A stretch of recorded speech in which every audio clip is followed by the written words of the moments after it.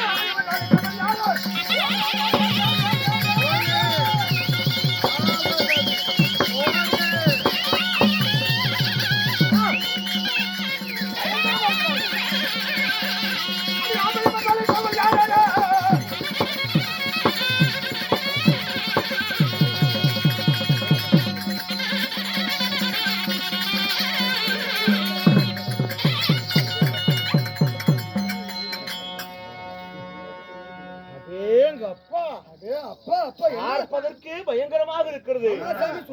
அப்படியே தூக்கிட்டு வந்து நிக்க வச்ச மாதிரி இருக்குது. அகண்ட புஜமும் நீண்ட கரங்கள், போரை புல் போல மீசை, ஆழகால விஷம் கொண்ட அங்கங்களும், தூண்களைப் போல கால்கள், அம்மட்டி போல் பற்கள், ஓடி முட்டை போல் கண்கள். ஏயப்பா, பார்த்தவர்கள் பயப்பட வேண்டும், கண்டவர்கள் கது கணங்க வேண்டும். அபயம் என்று அழைத்தவன் யாரு? தர்பாருக்கு இழுத்துவா. தர்பார் நான் முதல்லயே வந்துட்டப்பா. மறுபடியும் ஒரு தர்பார் பண்ணணும் சாமி. தர்பாருக்கு இழுத்துவாடா. சாமி, சாமி நீங்க கோபப்படக்கூடாதீங்க. உங்களை பார்க்க வந்தது பெரிய ஒரு அரக்கன் கிடையாது. எங்கள் மாமன் அனுபுஜாசுரன்.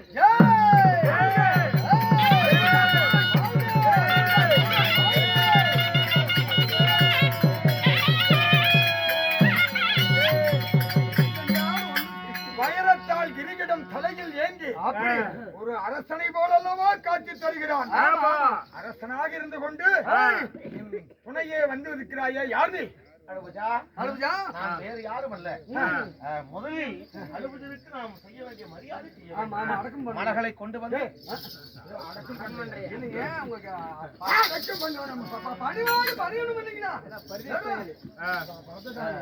மலர்கள் கொண்டு வந்து தங்களுக்கு இந்த துரியோதன மன்னனுடைய வணக்கம்.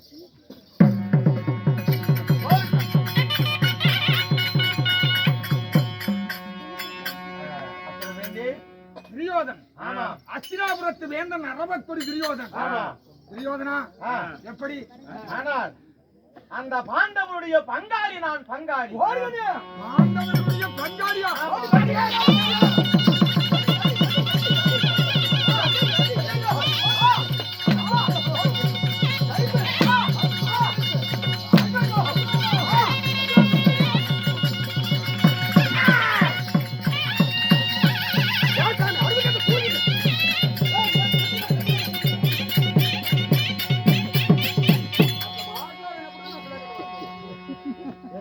பாண்டவர்களுடைய பங்காளியா?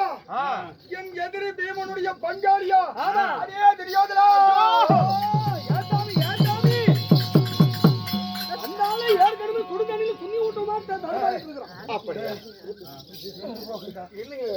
அவரே பங்காளிகள் கொல்ல அண்ணனை கொண்டவனுக்கு கொல்லன்னு எதிர்பார்த்துட்டு இருக்கிறார்.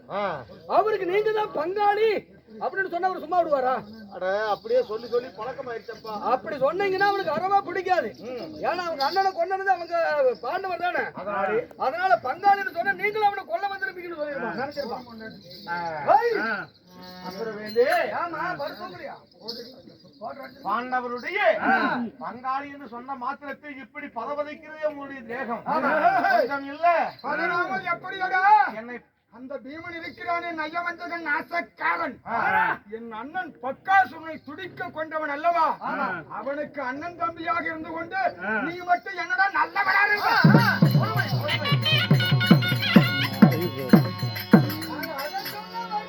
பாண்டவர்கள் எங்களுக்கு பங்காளிதான், ஆனால் உறவில் அவர்கள் எனக்கு பகையாளி.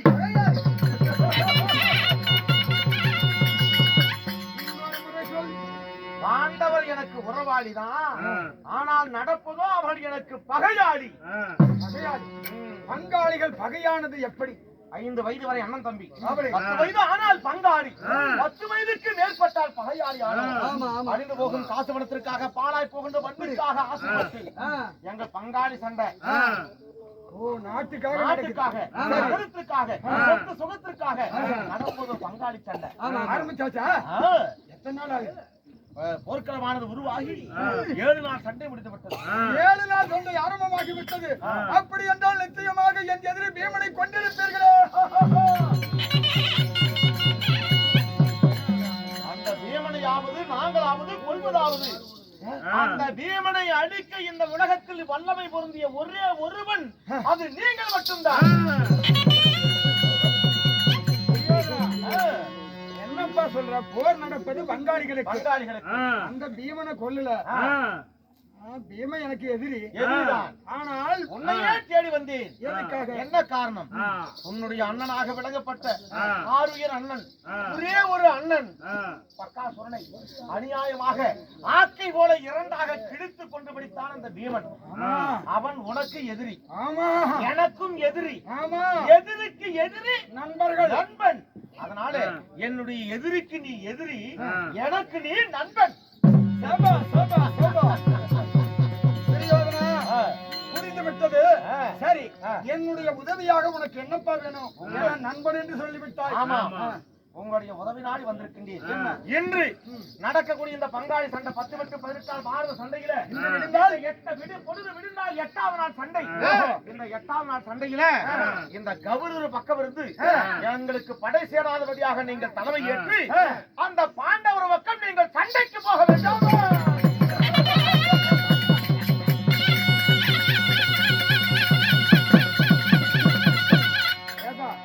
இன்னொரு விஷயம் என்னது? சரி, பாண்டவரை எதிர்த்து 8வது நாள் நான் சண்டைக்கு போறேன். இருந்தாலும் முதல்ல இந்த பீமனை கொல்லணும் என்பதுதான் எங்கள் லட்சியமாக இருக்குது. சரி, அதனால பீமன் இன்று யுத்தத்திற்கு வருபவன் பீமன் தான்.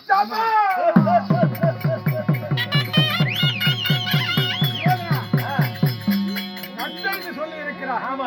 முதலாவது நாளாக நான் புறப்படும் பொழுது என் எதிரி பீமனே வர்றானா பாண்டவர் பக்கமாக. அடே பீமா, சாப்பாட்டு ராமா, என் அண்ணனை கொன்ற உன்னை பழிதீர்க்க இதுவே நல்ல சந்தர்ப்பம். சிவனிடம் வாங்கிவிட்டேன் 2 வரம். உன்னை வீழ்த்தி 8வது நாள் சண்டையிலே வீழ்த்தி வெற்றி மாலை சூடி வருவேன். துரியோதனா, கவலை வேண்டாம், கலக்கம் இல்லாமல் புறப்படும். இந்த ஒரு வார்த்தைக்காகத்தான் உங்களுக்கு தேடி வந்தேன். ஆக இந்த 8வது நாள் சண்டையில் அந்த பாண்டவர் அழிய போவது உறுதி, இந்த கௌரவனை நாங்கள் ஜெயிக்க போவது உறுதி. அதனாலே படை சேனாதிபதி பட்டமானது உங்களுக்கு இப்பொழுது அளிக்கின்றேன்.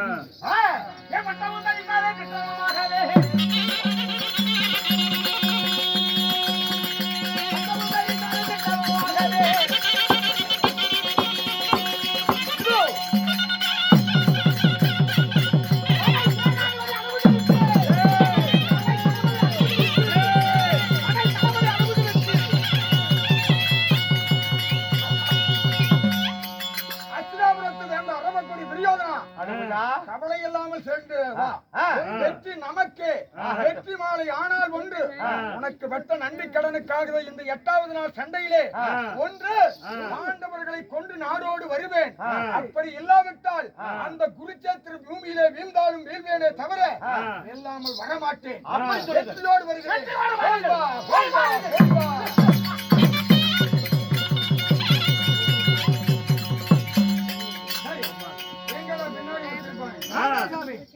இருப்பாங்க. துரியோதனை கிட்ட கட்டளை பிரகாரமாக 8வது நாள் சண்டைக்கு விடிந்தால் பீமனே வர்றான். இதுதான் நல்ல சந்தர்ப்பம். அதனால் ரதங்களை கூட்டிக் கொண்டு குருச்சத்திர பூமி புறப்படு.